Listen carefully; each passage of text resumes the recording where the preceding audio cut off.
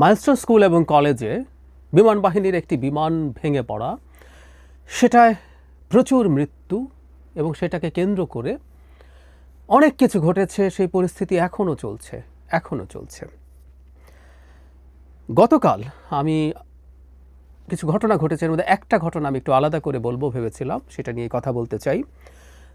এটা আলাদাভাবে একটু আলোচনা করা দরকার, কারণ এই রকম ঘটনা বাংলাদেশের সামনে আরও ঘটবে নিশ্চিতভাবেই বলতে পারি। কিভাবে একটা গুজবকে স্প্রেড করে, কিভাবে একটা গুজবকে মানুষের মধ্যে পৌঁছে দিয়ে অস্থিরতা তৈরি করা যায়। গতকাল দুজন উপদেষ্টা এবং প্রধান উপদেষ্টার প্রেস সচিব গিয়েছিলেন সেই দুর্ঘটনাস্থল দেখতে। সেখানে গিয়ে তারা আটক হয়ে যান, মানে ঘেরাওয়ের শিকার হন, আটক না এভাবে বলবো, ঘেরাওয়ের শিকার হয়ে যান। 9 ঘন্টা, দীর্ঘ 9 ঘন্টা তারা অবরুদ্ধ ছিলেন, কখনো একটা রুমে ছিলেন, কখনো তারা বেরিয়ে আসতে গেছেন, কিন্তু স্টুডেন্টদের বাধায় তারা বেরোতে পারেননি। মানে খুবই অঘটন ঘটে যাবার সম্ভাবনা ছিল, তারা আক্রান্ত হতে পারতেন শারীরিকভাবে, তারা কেউ আহত হতে পারতেন এবং আরও খারাপ কিছু হওয়ার সম্ভাবনা ছিল। প্রধান কারণ কি? অনেকগুলো ফ্যাক্টর ছিল, অনেক দাবি দেওয়া ছিল স্টুডেন্টদের, কিন্তু প্রধান একটা অভিযোগ তাদের বিরুদ্ধে ছিল, সরকারের বিরুদ্ধে ছিল। সরকার নিহতের সংখ্যা লুকাচ্ছে, মানুষ আরও বেশি মারা গেছে, অনেক বেশি মারা গেছে, কিন্তু সেটা তারা লুকাচ্ছে। আমি খেয়াল করেছি যেদিন দুর্ঘটনা হয় সেদিন রাতে ফেসবুকে মানে একেবারে প্ল্যান্ড সিস্টেমিক এক ধরনের ক্যাম্পেইন চলেছে যে লাশ লুকানো হচ্ছে। আমরা একটু আসি, মানে এইখানে ডেড বডি লুকানো সম্ভব কিনা, সেটাকে কম করে বলা সম্ভব কিনা। মানে স্কুলে এবং কলেজে আমাদের সমাজের মোটামুটি যথেষ্ট সামর্থ্যবান পরিবারের সন্তানরা পড়েন, মধ্যবিত্ত, উচ্চ মধ্যবিত্ত বা ধনী লোকজনের সন্তানরা পড়েন। মানে আমরা কেউ কি বিশ্বাস করি সরকার চাইলে এখানে কোনো ডেড বডি লুকাতে পারে, গুম করে ফেলতে পারে মৃত্যু কম দেখানোর জন্য? তারও আগে প্রশ্ন হচ্ছে, সরকার মৃত্যু কম দেখাবে কেন? এই সরকারের মৃত্যু কম দেখানোর কোনো দায় আছে বলে আমি মনে করি না। কেউ কেউ বলতে পারেন যে পরিস্থিতি অনেক বেশি ঘোলাটে হয়ে যেতে পারে, মানুষের উত্তেজনা অনেক বেশি বেড়ে যেতে পারে, সেই কারণে লুকাচ্ছেন, কিন্তু আমি সেটাকেও যৌক্তিক মনে করি না। সোফার যে সংখ্যার মানুষ মারা গেছেন, শিশু মারা গেছে, সেগুলো যথেষ্ট অস্থিরতা তৈরি করার জন্য। কিন্তু এই আলাপটা এসছে, আমরা ধরে নিলাম যে সরকার কিছু ডেড বডি গুম করে ফেলেছে, লুকিয়ে ফেলেছে, তো এগুলো কাদের ডেড বডি? ওই যে বললাম, ওই শ্রেণীর মানুষজনের সন্তানের। সোফার নিউজে দেখেছি 6টা ডেড বডির ঠিক শনাক্ত করা সম্ভব হয়নি এখনও। এর বাইরে ধরলাম কারো সন্তানকে পাওয়া যাচ্ছে না স্কুলের পর থেকে, তার ডেড বডিও পায়নি কোনো অভিভাবক।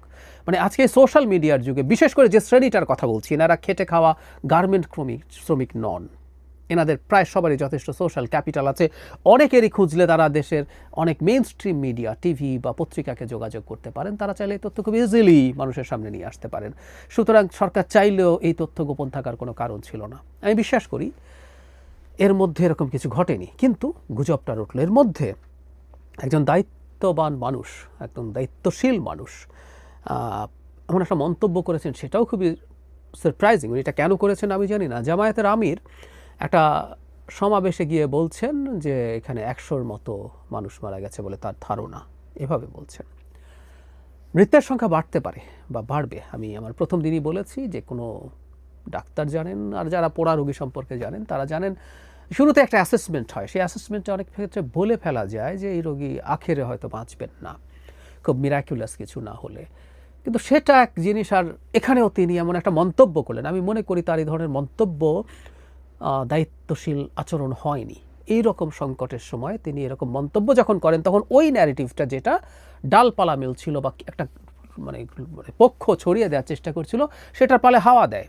চাইলে এমনকি কেউ তাকে, তার এই মন্তব্যকে সেই চেষ্টার পার্ট হিসাবেও ইন্টারপ্রিট করতে পারে। ফেসবুকের 8-10 জন একটা কথা বলা আর জামায়াতের আমির স্বয়ং বলার মধ্যে কিন্তু পার্থক্য আছে। ফলে এই ঘটনাকে কেন্দ্র করে এই অস্থিরতা তৈরি হলো। খুব স্বাভাবিকভাবে তারা তরুণ, তারা শিশু, তাদের স্কুলে এই মর্মান্তিক ডিজাস্টার হলো, সেই ডিজাস্টারের মধ্যে বসে তারা এভাবে উত্তেজিত হতে পারেন, কারণ তাদের যদি বোধ তৈরি হয়ে যায় যে এই ঘটনাটা ঘটেছে, এবং ওই সময় তাদেরকে এই যুক্তি দিয়ে বোঝানো খুব সহজও না। আমি মানি সরকারের কমিউনিকেশন একেবারেই ভালো ছিল না। শুরু থেকে নিহত আহত কারা কী আছে সব যদি খুব সুন্দরভাবে তথ্য দিয়ে মানুষের সামনে হাজির করা হতো, তাহলে এই জিনিসগুলো ভালো হতো। এছাড়াও সংবাদ সংগ্রহের সময় সংবাদকর্মীরা বাধার সম্মুখীন হয়েছেন, আইনশৃঙ্খলা রক্ষাকারী বাহিনীর দ্বারা এই অভিযোগগুলো সামনে এসে হাজির হয়েছে। তো এই অস্পষ্টতাগুলো হয়তো এই প্রেক্ষাপট তৈরি করেছে, কিন্তু একটা গুজব চাপিয়ে দেওয়া যাচ্ছে, সেটা রিয়াকশন হচ্ছে। সচিবালয়েও সচিব পরীক্ষা পেছাতে রাজি হননি, সেটা ছড়িয়ে দেওয়া গেছে এবং সেটাতে একটা মব তৈরি হয়েছে। মব আনস্ট্রাকচার্ড, আনপ্ল্যান্ড হয়, কিন্তু এই মব যেহেতু অর্গানাইজড, কোনো সামনে ব্যানার নেই, তাই আমরা মব বলছি, কিন্তু এটাও প্ল্যান করে ওখানে পাঠানো হয়েছে বলে বলতে পারি। সুতরাং গত দিনের এই দুটো ঘটনা আমাদের খুব কগনিজেন্সে রাখতে হবে, খুব সিরিয়াস কগনিজেন্সে রাখতে হবে। বাংলাদেশের নির্বাচন পিছিয়ে দেওয়ার জন্য নিরাপত্তা পরিস্থিতি, আইনশৃঙ্খলার পরিস্থিতি খারাপ আছে, এই ন্যারেটিভ বিল্ডিংয়ের চেষ্টা হচ্ছে এবং এই ঘটনাগুলো ঘটবে।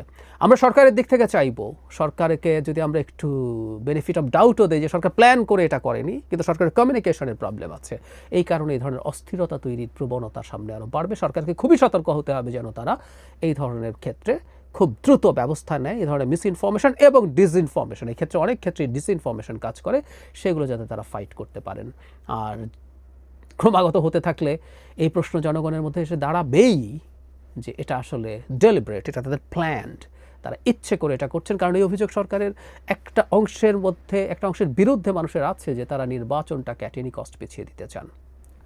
সরকার কি করবে না করবে সেটা খেয়াল রাখবো, কিন্তু আমাদের জনগণের প্রচুর সতর্ক থাকতে হবে সামনের দিনগুলোতে এবং প্রচুর শোরগোল করে যেতে হবে। আমরা খুবই খুবই টার্ময়েলের টাইমে আছি, খুবই ক্রিটিক্যাল একটা টাইম আমরা পার করছি।